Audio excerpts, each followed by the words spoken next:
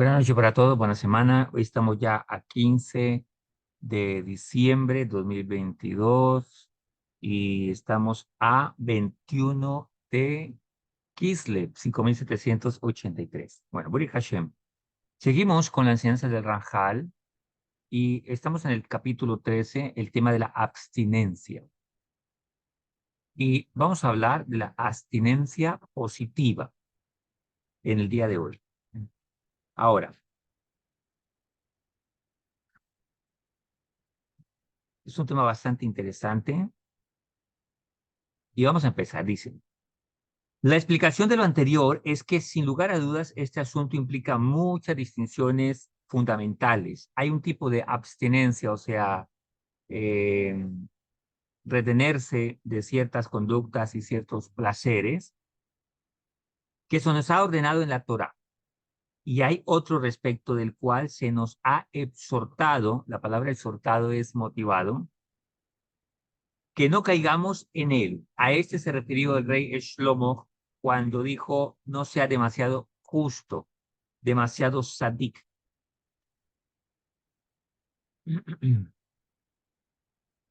Ahora, eso está en Coelet 7:16, Eclesiastés. En el Hijo de Otres 1, el Rambam, Rabbi Moshe Maimónides, también explica este versículo como una crítica al ascetismo y la abstinencia desmedida por ser contrario a lo que la Torah pide. Es una vida balanceada entre las exigencias espirituales y las necesidades materiales. Ahora, expliquemos ahora. La abstinencia positiva. Una vez que mediante pruebas convincentes hemos demostrado que todas las cosas mundanas son pruebas para el ser humano, para el hombre. Ahora, el ser humano realmente ha sido colocado en medio de una guerra intensa, pues todas las cosas de este mundo, ya sean buenas o no buenas, constituyen pruebas para nosotros los seres humanos. Ahora, hay más en el mundo que vivimos hoy en día, hay muchas pruebas, muchas tentaciones que debemos superarlas. Ahora, hemos adquirido la plena conciencia de cuán grande es la debilidad espiritual de que tenemos los seres humanos y la atracción que su espíritu siente hacia todas las negativas.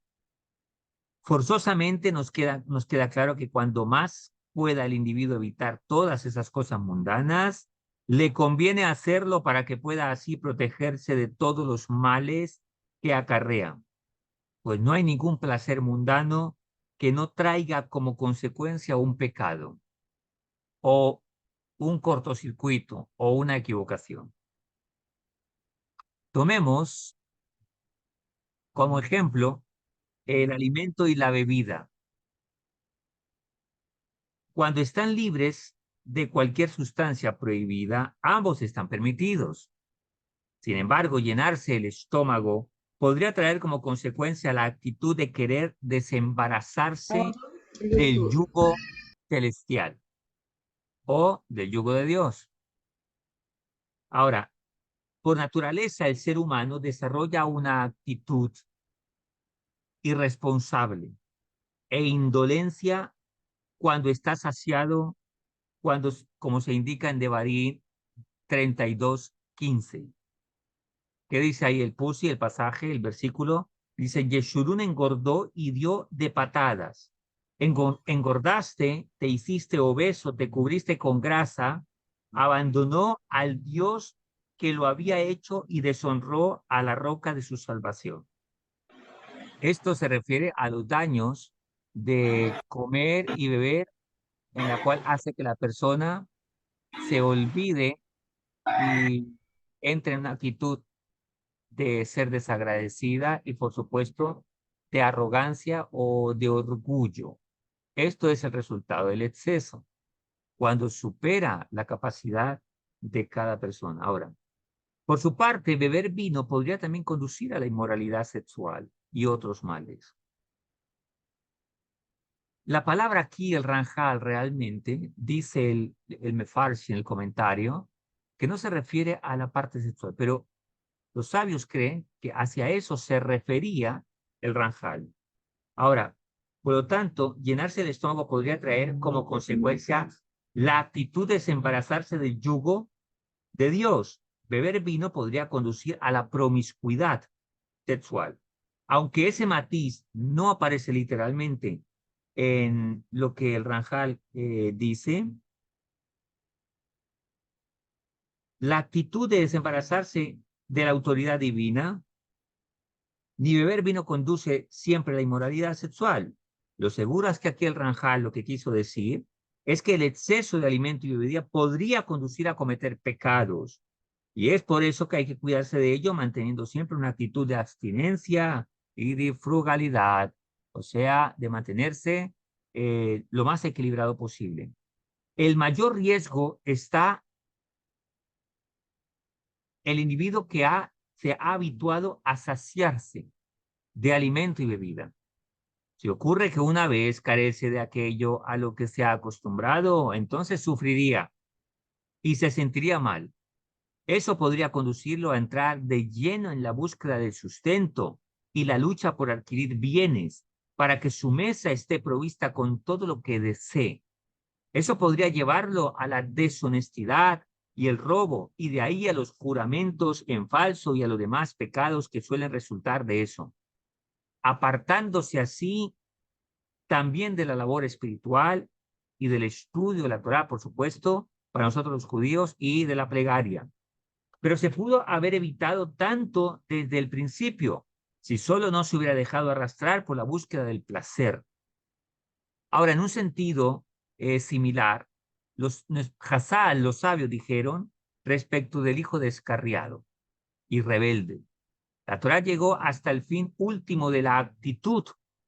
Eso lo encontramos en el Talmud, en el Tratado de Sanedrín 72a y en la Torah, en Deuteronomio o Devarim 21, 18, 21. La Toira habla del caso del hijo descarriado y rebelde. Se le llama Ben Soré Humorer, hijo rebelde y descarriado. Si un hombre tiene un hijo descarriado y rebelde que no escucha la voz de su padre ni la voz de su madre, y ellos lo disciplinaron, pero él no les obedece, entonces su padre y su madre lo agarrarán y lo sacarán a los ancianos de su ciudad y el portal de su lugar. Ellos dirán a los ancianos de la ciudad, de su ciudad: este hijo nuestro es descarriado y rebelde, no escucha la voz, nuestra voz, es glotón y bebedor. Y aquí habla de comer en abundancia y beber en abundancia como un principio que llevará a una consecuencia. Entonces todos los hombres de su ciudad lo lapidarán con piedras y morirán. Así eliminarás el mal de tu interior y todo Israel escuchará y temerá. Al respecto, el Talmud afirma: no estamos hablando de comer bien y beber bien. Estamos hablando de la actitud glotona, de la actitud en la cual da a entender que la persona depende mucho del materialismo, que tiene un hambre, pero no solo de comida, sino una ambición material, en la cual tiene una dependencia emocional de ello. De eso estamos hablando. Ahora, al respecto, el Talmud afirma que no es por lo que ya hizo el hijo rebelde, ser glotón y bebedor, que es juzgado con la pena capital, la pena de muerte, sino por lo que seguramente resultará de esa actitud. De hecho, los sabios dicen, ¿quieres conocer a alguien un poco? Obsérvalo cómo come y cómo bebe. Si es un tragalón así desesperado, ese es el tamaño de sus deseos. Y una persona así no razona, solo desea. Y ese es el problema, cuando desea. Que cuando solo desea y no razona, hará cualquier cosa, aún deshonesta, con tal de saciar su deseo, la cual son representados con la comida, pero también se va a otra clase de deseos, inmorales, de deshonestidad y de otra clase de cosas. Yo lo he visto, lo he visto. Un día había un hombre comer y después alguien que trabajó con él me dijo: oh, qué tipo tan deshonesto, hace esto, esto y esto. Y dije: sí, se veía venir. Ok,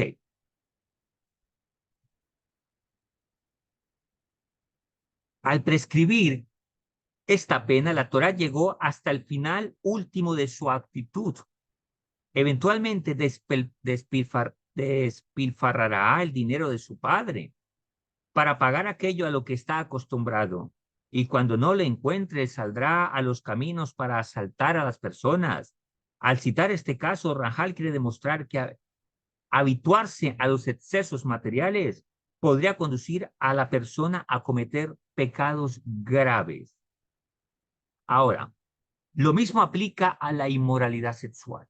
Nuestros sabios Hazal nos dicen que hay dos tikkunim muy grandes en la vida. Tikkunim significa correcciones. Uno es el apetito sexual y el otro es el tema de la comida. Las dos son un tikkun muy grande. Las dos tienen que ver con dos partes de nuestro cuerpo que de una u otra manera están conectados. Y es nuestra boca y es el órgano sexual. Ahora, pero dicen los sabios que uno es más fuerte que el otro. Si yo les pregunto, ¿cuál creen que será más fuerte? ¿El de lo sexual o la comida? Atérrense, pero los sabios dicen que es la comida. Y ahí que lo que hablamos anteriormente, la forma en que come, en que bebe, se conoce aún la parte más íntima de la persona. Hay muchas explicaciones para ello, pero bueno, vamos a seguir.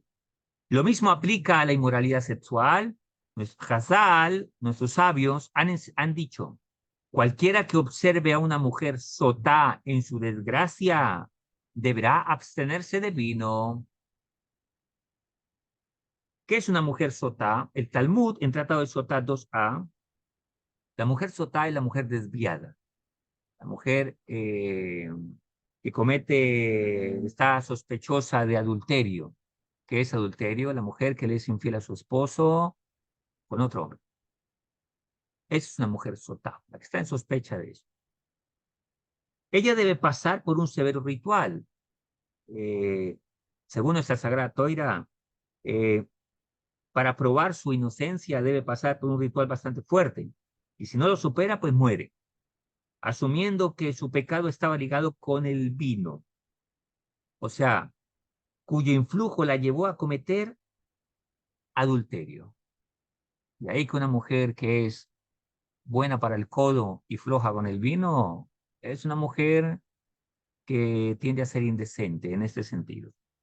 De hecho, nuestros sabios dicen que una reunión de mujeres donde solo se reúnen para jugar cartas y tomar vino es una reunión de brujas, ya que el vino está prohibido que una mujer se reúna a tomar vino y el hombre, si ve a una mujer así, no tome vino, porque con el vino va a inclinarse, va a perder la razón y va a inclinarse a situaciones no correctas. Por eso eh, explica y dice el rey David en los Tejilín: en silla de tontos no me senté, en silla de escarnecedores, de burlones, de tontos. ¿A qué se refiere con tontos? De inmorales. La gente ignorante, los hombres ignorantes, solo hablan de tonteras, de inmoralidades, y si mezclan esa actitud, ese comportamiento con vino, seguro que de esa reunión solo saldrán asuntos no correctos, no decentes, no aptos para una persona temerosa de Hakadosh Baruj. Por eso las fiestas de las personas que tienen esta clase de conductas generalmente son fiestas de inmoralidad. Por eso también las mujeres van vestidas acorde a lo que ya saben que va a pasar. Una mujer decente no tiene que estar mostrando su cuerpo porque no es eso lo que está ofreciendo, ni es eso lo que está calladamente, inconscientemente diciendo para la cual se ha preparado. Una mujer decente eh, tiene una actitud y un comportamiento y una imagen decente. Ok, la mujer sota era la mujer sospechosa en adulterio. Y mire lo que nos dicen los sabios. Un hombre que ve a una mujer así, no tome vino. Está hablando. Una copa de vino tal vez no va a causar eso. Una actitud de beber. Recordemos, y tengo muy presente cómo el Rabben Hamo explicó en nombre de los sabios, lo que dicen tres cosas hacen conocer a un hombre no bueno. Eh, Cómo maneja su copa, su vida y su bolsillo. Pero Rabben Hamo, ¿qué nos dijo? ¿Cómo conoces a un buen hombre? Pues ¿Cuál es la razón por la que levanta la copa? ¿Cuál es la razón por la que invierte, en lo que invierte su dinero? ¿Y por qué protesta? Lo contrario, una explicación nueva y renovada. De hecho, no la puedo olvidar porque es un hidús bastante importante. Algo novedoso, una forma de explicarlo de otro punto de vista. Ahora, démonos cuenta que eso constituye una excelente táctica para que el individuo se salve de su inclinación. La mujer sotá nos dice, ¿por qué fue adúltera? Ah, porque había tomado vino. Por lo tanto, donde hay vino en abundancia y no hay conciencia, ni control, ni disciplina, ni orden, lo más seguro es que esto va a terminar mal. Miramos en la Torá, la historia de Noah, hubo vino y terminó en problemas inmorales. Inclusive dicen que, bueno, hay discusión, pero en el tema de Adán, parece que era una higuera, pero también dicen que podría ser harina. Pero supongamos que fue higuera, hubo problema. Ahora, dado que cuando se halla a punto de cometer una transgresión, le cuesta mucho trabajo vencer sus impulsos y controlarlos. Una persona que de hecho se alcoholiza, es muy difícil que controle sus impulsos.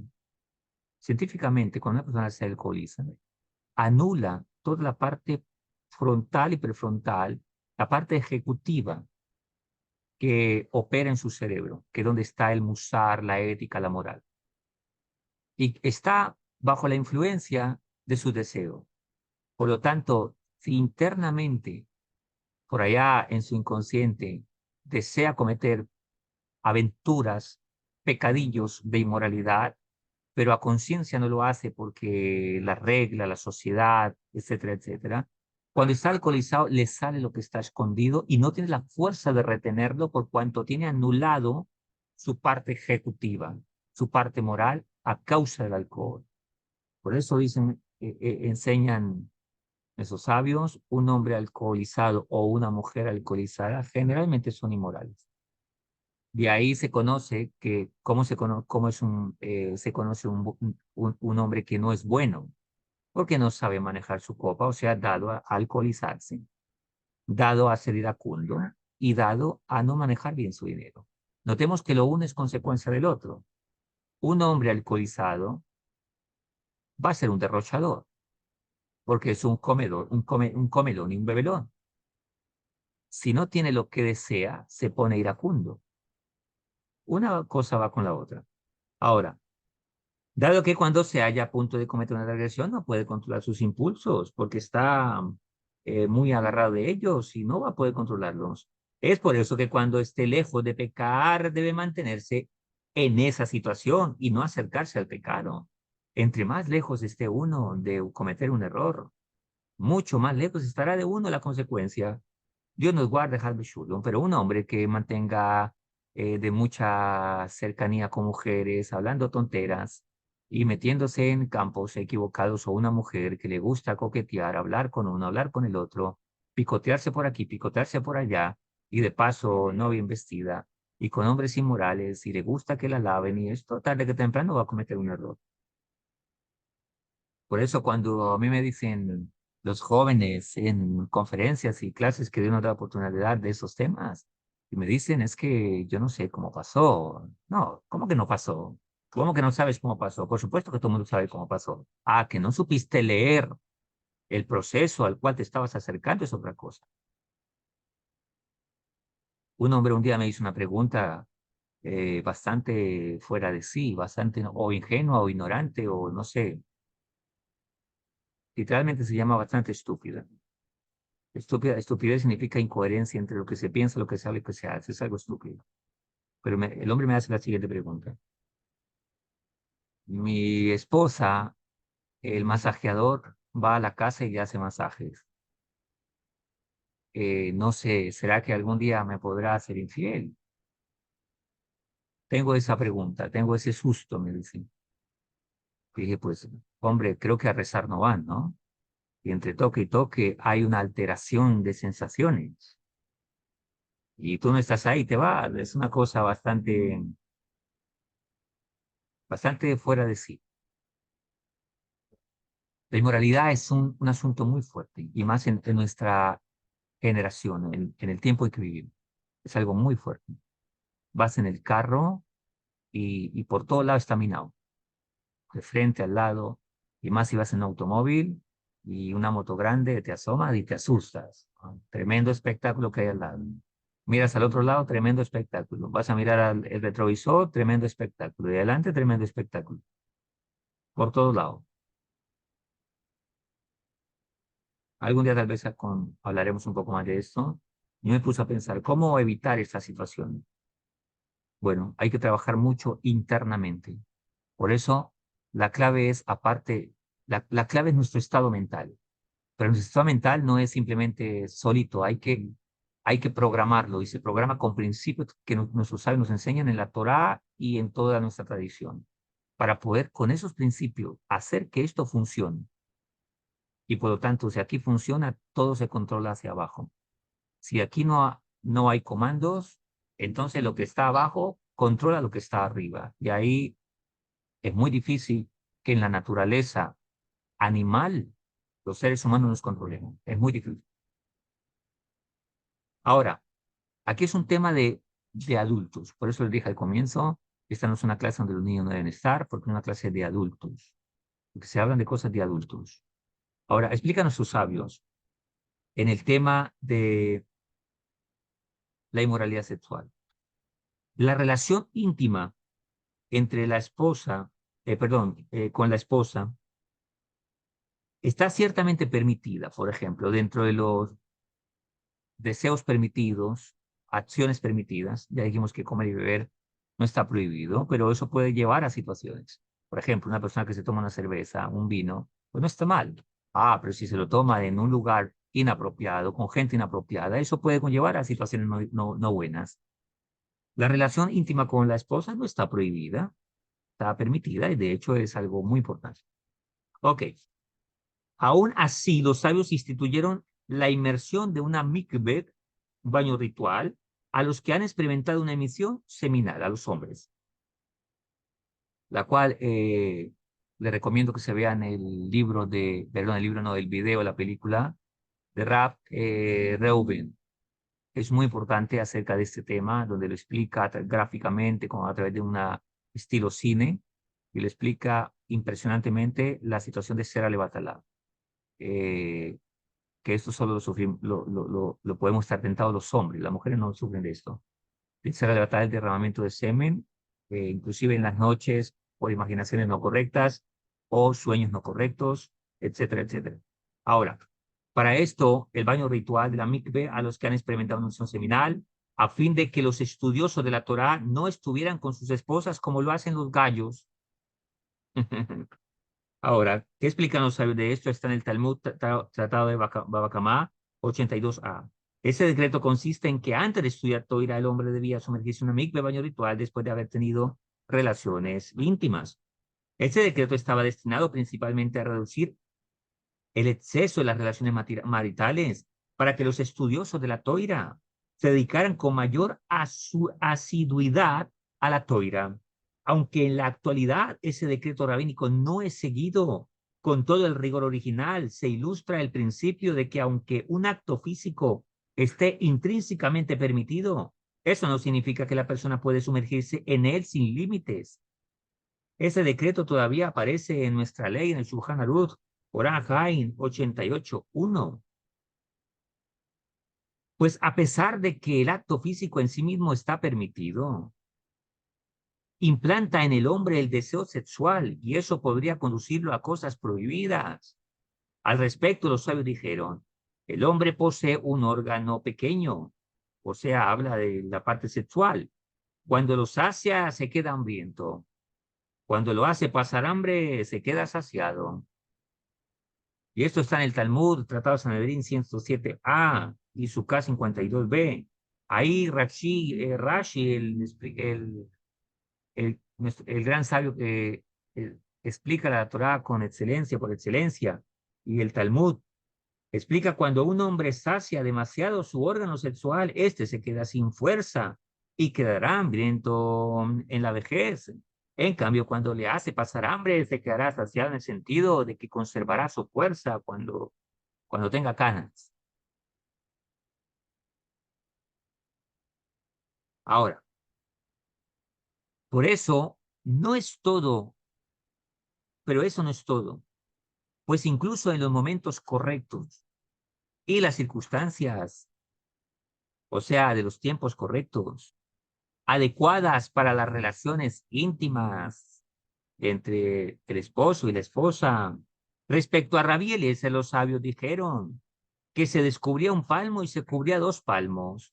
¿A qué se refiere eso en el Talmud Tratado de Berajot 23b? A que era recatado. Aún para los actos íntimos, era recatado.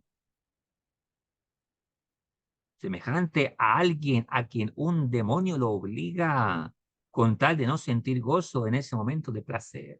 Esto es una analogía. Y está hablando acerca de el deseo íntimo, la cual para muchas personas pueden ser como un demonio que lo posee. O digámoslo en otros términos, alguien hambriento que desea saciar su hambre o alguien sediento que desea saciar su sed. Sin embargo, aquí en este tema se está hablando en el Talmud, en el Arim 20, Rashi está hablando de Rabbi Eliezer y dice que aunque tenía deseos, temía a Kadosh Baruj Hu y no olvidaba controlarse, o sea, para mantener recato. ¿Por qué nos trae todo esto? Te tomas en el Shulchan Aruch, Orah Chaim 248, codifica el comportamiento de Rabbi Eliezer como un comportamiento de ira shamayim, de temor a Dios. Nos saltamos algunas cosas, eh, e inclusive regula la forma en que los Yehudim debemos cumplir esta mitzvah de una manera ordenada y marcándonos tiempos. Seguimos.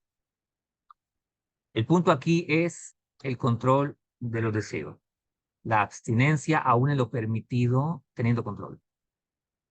De hecho, si el ser humano controla su parte íntima, va a tener mucho control en la vida. Así como si controla su lengua de hablar cosas no buenas y prohibidas, va a obtener mucho control. ¿Cómo se conoce a una persona que no tiene frenos? Porque es muy desbocada. ¿Cómo se conoce un caballo que no tiene freno? Porque se desboca. Una persona que habla demasiado, sin control, y se nota que es una persona poco controlada, poco controlada. O sea que le falta aún trabajar más en sí mismo para tener buenos frenos. Recordemos que lo importante de un supercarro no es la potencia que tiene, es los frenos que tiene. Porque si tiene buena potencia y no tiene buenos frenos, es un carro que puede ser un instrumento para que una persona se suicide. Pues el carro tiene muy buena potencia y tiene muy buenos frenos, es un gran potencial con buena fuerza para utilizarlo y para alcanzar objetivos de distancia, de metas, ¿no? Es una analogía. En lo que concierne a la ropa, cambiamos de tema, y los adornos personales, la Toira no enunció ninguna prohibición respecto de su belleza o su estilo. La única estipulación que hizo es que la ropa no tuviera kilaim. Kilaim es lo que se llama también shatnez, que es una alajá para nosotros, para cada yehudí, que es que no tenga mezcla entre lana y lino. Y, por supuesto, colocarle tzitzit en la ropa. Por es de ahí que los judíos utilizamos un talicatán que tiene 4 tzitzit en cada uno en sus puntas. Y que la ropa no tenga shatnez, que es una mezcla entre lana y lino. Por eso siempre que compramos la ropa, miramos que no tenga mezcla entre lana y lino. Una vez cumplidas estas dos condiciones, todas las prendas de vestir son permitidas. No obstante, todos saben que vestirse con ropas elegantes y bordadas conduce a la arrogancia. De hecho, los nombres de las ropas tienen interpretaciones en ese sentido, ¿no? Porque la ropa engaña. Podemos ver a alguien muy elegante, muy presentable, hasta creemos que es un doctor, ¿no? pero puede llenarle a la persona de arrogancia y aparentar lo que no es, inclusive. E incluso podría acercarse a la inmoralidad sexual. Esto está muy claro hoy. Yo creo que necesitamos explicación. La manera en que mucha gente se viste, por supuesto, que conduce a la inmoralidad sexual. Es nomás de ver un grupo de jóvenes ignorantes y jovencitas ignorantes y verlos cómo están vestidos y les aseguro que a las reuniones de ellos no van a rezar. Ahora, en Proverbios 10:19 dice que hablar mucho puede conducir a la persona a cometer muchos pecados, lo que estábamos hablando hace rato. Esto quien nos lo dijo, el más sabio de todos, el rey Salomón. Además de eso, todo aquello a que la persona le cuesta caro podría traer como consecuencia sentimientos de envidia, deseo y afán de explotación con tal de conseguirlo. Hoy en día vemos esto en muchos jóvenes, adultos y de toda clase de personas. Están desesperados. No está mal tener ciertas cosas que Hakadosh Baruj Hu le permite, ya lo hemos hablado en otras pláticas. No está mal. Lo malo es la dependencia de él. Lo malo es cuando la persona viola sus principios, se despersonaliza, se vende con tal de adquirir ciertos asuntos. Créanme que en mi práctica profesional, muchos casos escucho de jovencitas que aún se prostituyen y jovencitos por tener economía para adquirir ciertas cosas, porque si visto de esta manera, si tengo un celular de esta manera o de esta marca, soy más de clase social, etcétera, etcétera. O vestirse de cierta manera le hace más atractivo o atractiva, y si es más atractivo o atractiva, entonces de repente es más social. Solo son engaños de la ignorancia y de un comportamiento que viene de una actitud bastante desvalorizada y, por supuesto, con muchos vacíos emocionales. Por eso nuestra generación es una generación muy sexualizada y muy materialista. Recordemos que el problema es el amor al dinero, no el dinero. Cuando todas las cosas son un fin en sí mismo, ese es el problema. Pero cuando son un medio, maravilloso. Si una persona tiene que empeñar su fe, sus principios por adquirir algo, eso no es bueno. Además de eso, todo aquello que a la persona le cuesta, ya dijimos, y trae un afán por conseguirlo, ya dijimos que puede ser una consecuencia muy, muy cara. Los sabios ya dijeron al respecto, Hazal, nos dicen, cuando la inclinación negativa ve que una persona ajusta sus talones, se arregla la ropa y se acomoda el cabello, dice, ya es mía. Así dice la inclinación al mal, con una persona de repente mantiene muy pendiente de su cabello, de su apariencia, no está mal arreglarse bien, por supuesto, presentable, decentemente, pero cuando lo hace con fines sexuales, con fines de sensualidad, ahí está el problema. Ya que aquí va a desarmar a la persona y, por supuesto, lo que espera recibir son halagos inmorales y de gente que ve esa realidad por cuanto también vive en esa realidad. Ahora, yo no sé cómo hacen ciertos, por supuesto que esto no es para personas temerosas de Dios, pero ¿cómo hace un hombre para salir con una mujer vestida prácticamente para la visión del público? Por eso es que hoy en día los hogares tienen muchos problemas. Primero por los conceptos tan equivocados que tienen las mujeres de confundir deseo con amor, de confundir que si son más expuestas al público, son más valoradas. Tremenda y monumental equivocación. De hecho, una mujer que se viste así, créame y se lo aseguro, que internamente no es muy valorada por su esposo. Y esto empieza a generar un efecto de percepción equivocada dentro de la persona. Un hombre que le gusta llamar la atención, por creerse más hombre y entonces con una pechonalidad bastante atractiva, mostrándose muy sensual, es porque un hombre que tiene bastantes problemas de estima y de valoramiento y porque va muy por la ruta de lo que los griegos enseñaron. Los griegos enseñaron a la belleza del cuerpo. Nuestro pueblo enseñó lo que es tener el cuerpo para enseñar lo que es la belleza de la vida, vivir para comprender la belleza de la vida. Los griegos enseñaron la belleza del cuerpo, por eso los gimnasios y todos estos asuntos se proliferan, cada día se multiplican y la gente tiene una percepción únicamente de cuidar de su cuerpo, que hay que cuidarlo, pero cuidarlo es una cosa de salud, exponerlo es otra cosa. Todas las personas que se visten así, en el fondo desean una mirada y desean una admiración y seguro que nos desean.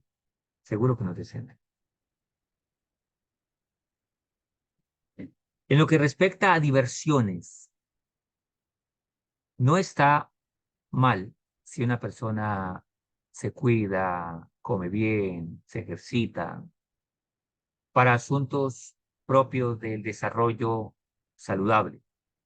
Pero cuando es asunto de diversión, dicen los sabios que el slang específicamente señala que en el contexto de la palabra tiyul no se refiere a paseos con fines de descanso y recreativos, sino a casos donde hay diversiones sin propósito. Lo que dijo el rey David, reunión de gente inmoral, reunión de gente, lo que se llama tonta, que hablan tonterías y solo se reúnen para hablar de mujeres o mujeres de hombres, o toda su conversación es qué pasó o qué va a pasar en una fiesta o qué pasó. Esas son reuniones de tonterías. Y esta clase de ponerse elegante para esta clase de asuntos y peinarse demasiado es porque la persona desea ir a compartir esa inmoralidad. Esto no es de ahora, ¿eh? El Talmud Tratado de Megilá nos dice lo que pasó en la fiesta de Ahasverosh. El rey de Persia con su fragante esposa hicieron una reunión completamente inmoral. No nada distinto a lo que pasa hoy en día. Ahí pasó toda clase de inmoralidades sexuales, toda clase de lujurias y toda clase de bestialismos, ordenado, dirigido y guiado por el rey y por la reina.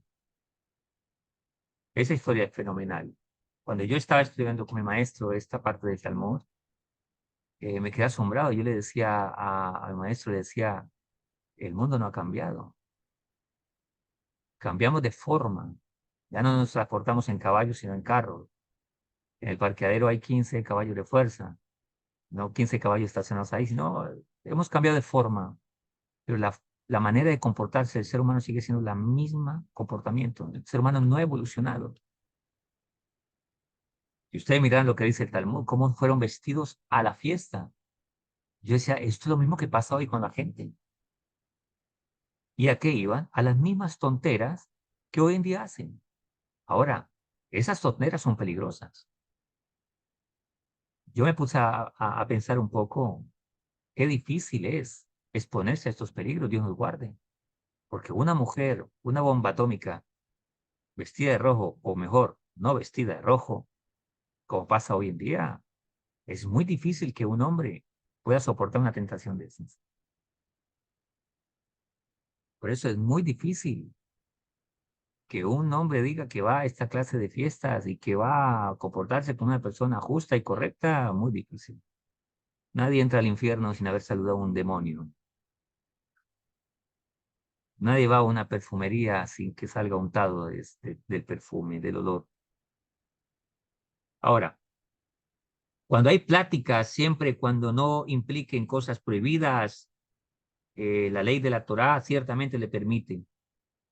No obstante, pueden traer como consecuencia mucha negligencia en el estudio de la Torá. Por supuesto, a los que nos dedicamos a estudiar Torá, mucha maledicencia, mucha mentira, mucha frivolidad. Ya dijimos, ya hablamos y Rajal explicaba qué era frivolidad. Esa mente simple. De ahí que el problema de muchas personas, mis queridos y respetadas señoras y señoritas, es el ambiente que comparten. Hay personas que hemos hablado y digo, mira, amigo, si no cambia de ambiente, por mucho que Dios permita que te dé una orientación, no vas a cambiar, no vas a cambiar, mientras no cambies de ambiente. Una persona es, dicen los usados, y lo explicaba inclusive, se lo escuché a Rabbi Surikatán, decía, pregunta a una persona cuáles son sus 5 principales amigos, y de ahí vas a ver los ambientes en que esa persona se rodea. Eso es muy clave. Una persona, por ejemplo, quiere dejar el alcoholismo, por ejemplo, y todos sus amigos son alcohólicos y degenerados. Muy difícil que ese muchacho salga del alcoholismo. Una muchacha quiere dejar la coquetería, la inmoralidad sexual y ser así como muy brinconcita. Y todas sus amigas son plásticas, materialistas, inmorales, solo hablan de hombres, piensan salir acá, vestirse muy mal. Muy difícil que esa muchacha cambie. ¿Por qué? Porque hay una influencia. Y porque mientras la persona no cambie por dentro, va a ser muy difícil que lo logre a causa de que las demás personas le sigan alimentando y detonando ese comportamiento. Por eso la abstinencia es una cuestión de decisión. Si yo me amo a mí mismo, yo busco a mí mismo corregirme y tengo que tomar decisiones en la vida. Una persona que va en la vida así por así, todo es bueno, no sabe distinguir de entre derecha y izquierda, todo lo acepta con todo el mundo, es una persona que no le importa su vida. Solo un esclavo o solo una persona que no le importe su vida, hagan conmigo lo que quieran, para donde me lleven voy, a lo que me inviten voy, de lo que me den como. Es una persona que no le importa su vida. Yo tuve una discusión como por un año con un profesor de filosofía. Y él me decía, es que vosotros sois bastante elitistas. Ah, con esta persona sí, con esta persona no. Y dije, no, no confundas. Somos respetuosos. Pero uno en la vida tiene que decidir con quién camina y con quién se sienta. Le digo, le decía yo a este profesor, te voy a decir una cosa.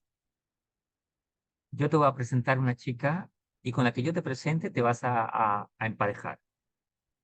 Me dijo, no, no puede ser. Dije, ¿por qué? ¿Por qué? Es una mujer, vos sois un hombre. ¿Cuál es el problema? No, porque tiene que ser afín a mi filosofía. Ah, o sea que vos sois elitista. ¿Ves? No seas pachupa a pensar, no seas simplón. Un médico no aprende a ser médico con albañiles. Un médico aprende a ser médico con médicos. Un día hablando con mi maestro, dijo un dicho y yo le dije, wow, ¿cómo aprende? Digo, es que el que anda con lobos aprende a aullar. Le dije, cambiamos el dicho.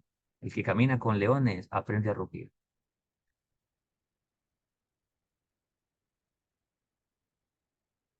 Y el que quiera ser temeroso de Dios, tiene que hacerse amigos temerosos de Dios. Gente que comparta los mismos principios. Ah, ¿hay que ser amable con todo el mundo? Sí, hay que ser amable con todo el mundo. Pero el que va en las masas jamás será extraordinario. Si quiere ser extraordinario, tiene que separarse de la gente ordinaria y hacer cosas extras. Eso es muy claro. De resto será del montón como todo el mundo.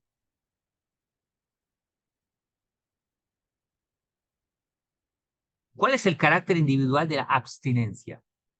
En resumen, dado que todas las actividades mundanas constituyen peligros para el desarrollo espiritual, ahora esos peligros son sobre el carácter esencialmente peligroso de lo mundano. Lo mundano es muy atractivo, lo mundano es pegajoso, es más fácil hacer el no bien que el bien. ¿Por qué? Porque el no bien no exige disciplina ni orden. ¿Qué es más fácil? Ir a cometer pecadillos con una chica y ya sin ningún compromiso, o comprometerse, pasar un proceso, casarse, hacer bien las cosas. No, es más fácil ir a cometer un pecadillo. ¿Por qué? Porque no exige compromiso, disciplina, razonamiento, solo dejarse llevar. Por eso es más difícil. Por eso la vida holgazana, la vida de deseos, la vida de gente ignorante, entre comillas, es más fácil dejarse llevar. Ahora, lo difícil es salir de ese problema. Pero mucha gente lo empieza a razonar cuando ya está muy metido en el problema. ¿Qué es Geburá? ¿Qué es Geburá? ¿Qué es bondad? Geburá no es mal genio ni ira. Geburá es carácter. Geburá es disciplina, la capacidad de decir sí y decir no. La Geburá es el autocontrol. Por eso dicen nuestros sabios, decía, explicaba Rabí Zuckerberg, decía, no Zuckerberg, no Zuckerberg, decía, Alaba Shalom, de ahorita memoria, decía, la Torah no nos justifica, nos confronta para poder ser personas que tomemos control de nuestra vida. A eso se le llama ser hombres, ser mujeres.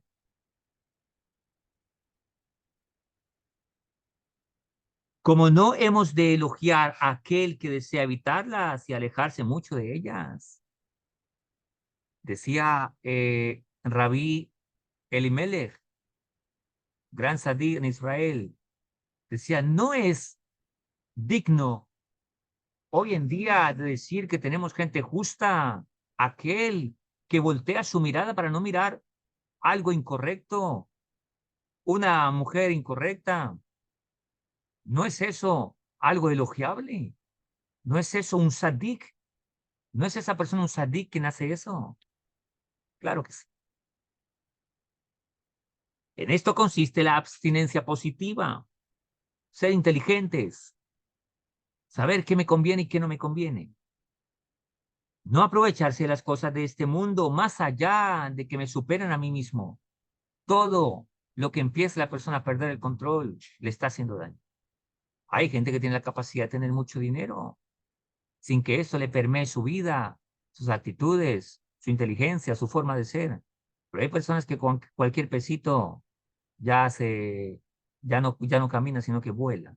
Le hace daño, porque él es más pequeño que el dinero. Ahora, hay personas que le hacen algunas cosas, las puede controlar, otras no las puede controlar. Más que aquello que sea esencial para el individuo conforme a lo que su naturaleza personal necesite. Como estábamos hablando, todas las cosas deben traer un debekut, un apego a Hakadosh Baruj Hu, al cielo. Pero si el dinero le hace daño, la ropa le hace daño, comer le hace daño, porque inmediatamente lo llena de orgullo, debe primero tomar control en ello. ¿Por qué? Porque todas las cosas, inclusive mi esposa, mi esposo, me debe llevar a acercarme más a Hakadosh Baruj Hu.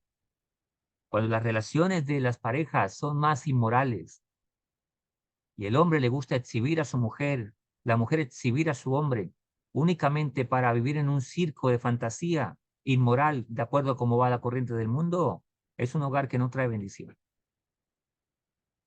Todas las cosas, inclusive las personas, deben procurar acercarme más a Hakadosh Baruj Hu. Si tengo amigos que lo único que me hacen es meterme en problemas, la decisión está en firme. Hay que dejar esos amigos. O ven y comparte lo que compartimos, ¿no? Ok, entonces somos buenos compañeros, buenos ciudadanos, convivimos, todo bien, pero caminar juntos no. Una persona que quiere alcanzar niveles de grandeza tiene que aprender a tomar decisiones y también a decir no. De hecho, eso se ve en todo, ¿no? Un gran futbolista que quiere llegar a grandes ligas no puede hacerse con todo el mundo, con la indisciplina de todo el mundo. Tiene que apartarse y concentrarse. Es por esto que en la cita talmúdica mencionada antes de Revi era Rabbi Yehuda Anasí, el gran Sadik de la época, uno de los Tanaín, se enorgullecía de que no había disfrutado de este mundo ni siquiera con un dedo meñique pequeño, a pesar de que era el dirigente máximo del pueblo de Israel y su mesa personal obligatoriamente era la de un rey, porque era un príncipe, un gran, aparte era muy adinerado. Debido a la importancia de su liderazgo, los sabios expresaron su alta distinción al interpretar el versículo que dice, dos pueblos, y la palabra que utiliza ahí es goín. La palabra goín o goín, habla de dos pueblos. Cuando Hakadosh Baruj Hu le dice a nuestra madre Carritka, dos pueblos, dos naciones, dos ideologías hay en tu vientre, hay en tu vientre. En referencia a Revi, que era Rabbi Yehuda Nasi, y al emperador romano Antonino, quienes en sus respectivas mesas no carecieron de nada porque eran reyes juntos. y eran grandes sadikim, grandes. Ahora, dice el Talmud Tratado de Berajot 57b, que en la mesa de ellos había rábanos y lechugas, cosa que en ese entonces, en el verano, era solo de gente rica. Hoy llevémoslo a nuestro tiempo, pues qué es lo que no debe faltar en la mesa de un rey, pues miremos la mesa de un rey, come la comida y la gente que tiene esa posibilidad. Sin embargo, dice que el gran Revi y Antonino, que era un emperador romano que estudiaba Torah con Revi, tenía una actitud diferente. Las cosas me deben acercar a Hakadosh Baruj Hu y no hacer que las cosas me manejen. Cuando las cosas manejan a una persona, las personas, aún los deseos manejan a una persona, él no está en control de su vida. Él no está viviendo, está existiendo y dejándose llevar, que es muy diferente. Ahora, y eso mismo también aplica a Hizkiyahu, el rey de Yehuda, la cual era un sadí muy grande, y era una persona muy que se abstenía, muy humilde, muy sencillo, a pesar de que era un rey que tenía de todo. Y a todos los demás ejemplos que ya nos citan nuestros sabios, los cuales ilustran y demuestran que el ser humano debe apartarse de los placeres mundanos, para que no caiga en los riesgos de que conllevan placeres que generalmente van a desbordar la vida de la persona. Pues también dicen nuestros sabios que todo lo que es permitido en la tierra, que Hakadosh Baruj Hu nos dijo, y no tuvimos placer en él, también es pecado. Una persona debe vestirse dignamente, comer comida en Shabbat dignamente, que sus hijos coman bien, se vistan bien, pero que eso no le haga perder la orientación de la vida, no lo saque de este mundo en la arrogancia, el orgullo, la prepotencia, la soberbia, lo vuelva loco, en otras palabras. Ahora, y si preguntas si la abstinencia es tan necesaria e imprescindible porque los sabios talmúdicos no lo instituyeron por decreto, no lo legislaron, como lo hicieron con otras restricciones y promulgaciones. Ahora, nuestros sabios hicieron unas seyagin. Seyagin se refiere a abstenerse a ciertos comportamientos, es la forma de, la parte de la jurisprudencia de nuestra halajá, de nuestra ley judía. Hicieron takanot, que son obligaciones a realizar ciertos actos. A eso es lo que llamamos mitzvot de Rabanán, o sea, mandamientos de nuestros sabios, la cual es un principio en la Torah. Ahora, la respuesta es evidente y sencilla. Los sabios solamente promulgaron decretos que la mayoría de la gente pudiera cumplir. Eso está en el Talmud, Abodá Sará y Baba Kamá. Ahora, Abodá Sará 36a y Baba Kamá 79b. Pero la mayoría de los individuos no son capaces de ser Hasidim. Hasidim se refiere a devotos. ¿Qué es un Hasidim? Alguien que va de más de lo que la ley le pide. Un Sadik, una persona recta, lo que exclusivamente la ley le pide. Pero un Hasid es aquel que va de más en lo que la ley le pide.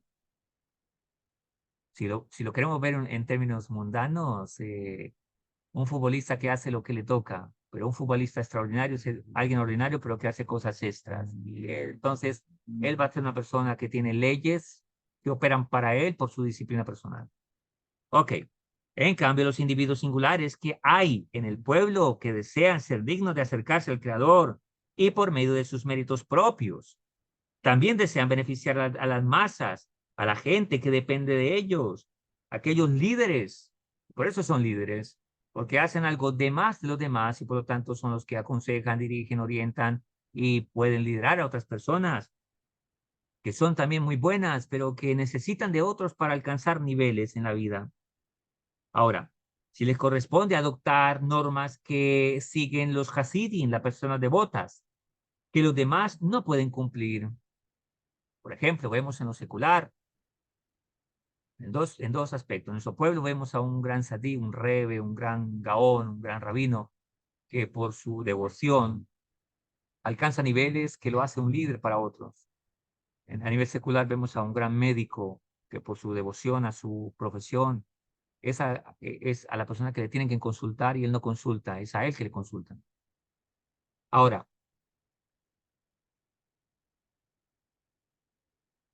esas normas son el conjunto de prácticas que constituyen la abstinencia.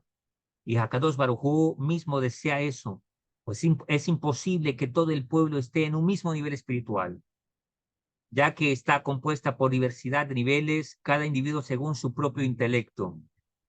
Porque para servir a Hakadosh Baruj Hu se necesita intelecto, y cada persona, de acuerdo al nivel de su intelecto, es la observancia que tiene, es la vida que tiene también. Pero por lo menos habrá individuos selectos, aquellos escogidos que también que se escogen a sí mismos, deciden ser devotos, desarrollarán al máximo sus capacidades espirituales, y de ese modo, gracias a ellos, quienes no estén completamente desarrollados llegarán al amor a Hakadosh Baruj Hu y a que su presencia resida entre ellos, porque son liderados por estos otros personajes que alcanzan ese nivel. De ahí que en nuestro pueblo tenemos grandes sadik, grandes rabinos, que por supuesto la vida de ellos no es comparada a la de nosotros. Hay un dicho así que dice: los pecados de ellos son mis mandamientos, son mis mitzvot. Lo que para ellos es pecado, para mí sería un mandamiento si llego alcanzo ese nivel. Esta idea es similar a lo que los sabios interpretaron respecto de las 4 especies en la fiesta de Sukkot, que es entre septiembre y octubre. El precepto del lulav. El lulav tiene 4 especies. Está el lulav, el asadín, los arabot y el etrog. Y dicen nuestros sabios que cada uno de ellos tiene una simbología. El etrog representa a aquellos que tienen Torah y hacen buenas acciones. El Tienen conocimiento y hacen buenas acciones. El lular simboliza a aquellos que tienen Torah, conocimiento, pero no realizan buenas acciones, no realizan obras. El hadas representa a los que tienen Torah, pero no realizan buenas obras. Y finalmente la arabá representa a aquellos que no poseen Torah, conocimiento, y tampoco tienen buenas obras.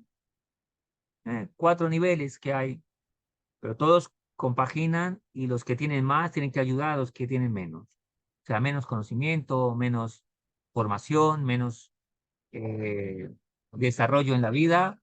¿Para qué? Para que puedan seguir y alcanzar esos niveles. Por eso existen maestros y discípulos. Ahora, y también es importante reconocer la importancia de un maestro. También vemos como el profeta Eliyahu dijo a Rabbi Yoshua ben Levi, aquí una historia impresionante en torno al incidente de Ula Bar Koshev, cuando aquel respondió: ¿no es acaso una Mishnah? A lo que Eliyahu le dijo: ¿acaso una Mishnah es para los Hasidim? Esta es una historia muy impresionante, está en el Talmud, en Teruó 8:10, 46b, ahí cuenta la historia del Imperio Romano. Quería ejecutar a un hombre llamado Ula Bar Koshev. Llegó a cierta ciudad, el ejército del Imperio Romano sitió la ciudad y les dijo: si no me entregan a esta persona, acabaremos con la ciudad. Rabbi Yoshua ben Levi convenció al hombre: bueno, entrégate, porque si no te entregas, perecerá toda la ciudad.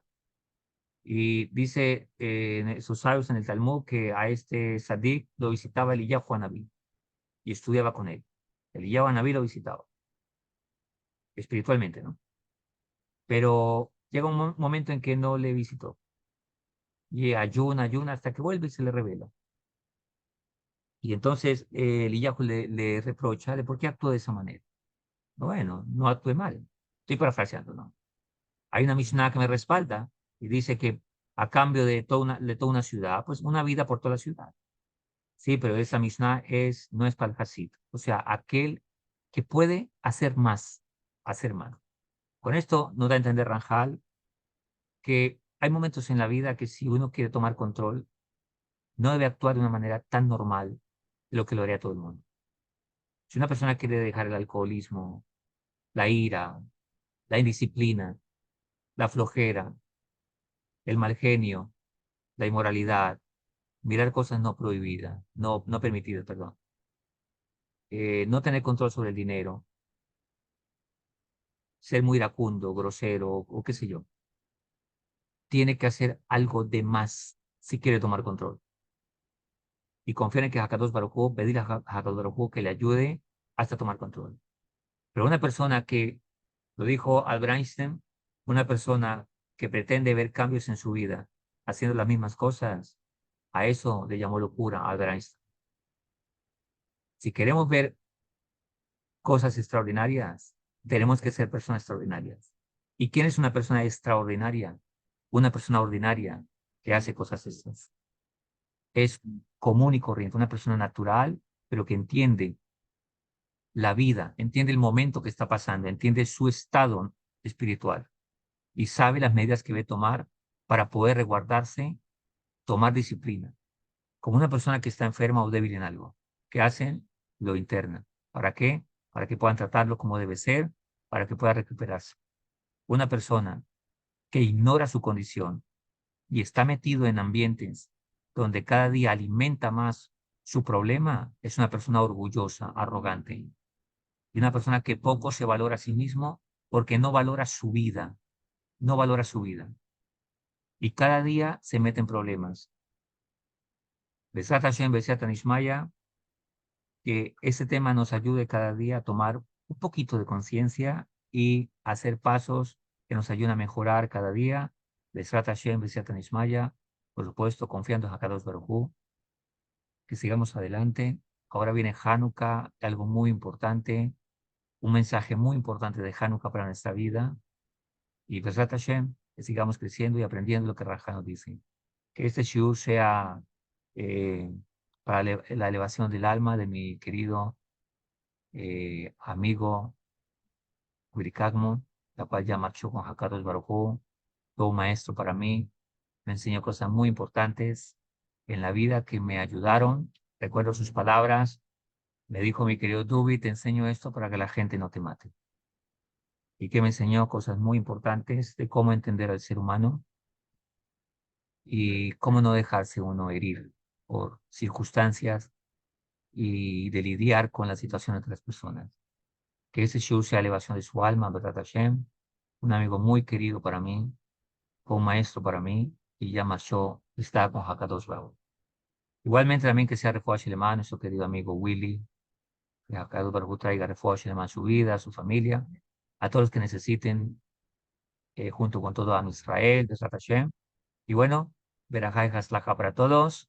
Un abrazo, que Hashem nos cuide y gracias por haber venido a nuestra clase. Que tengan una feliz noche y un resto de semana muy, muy bueno. Berat Hashem.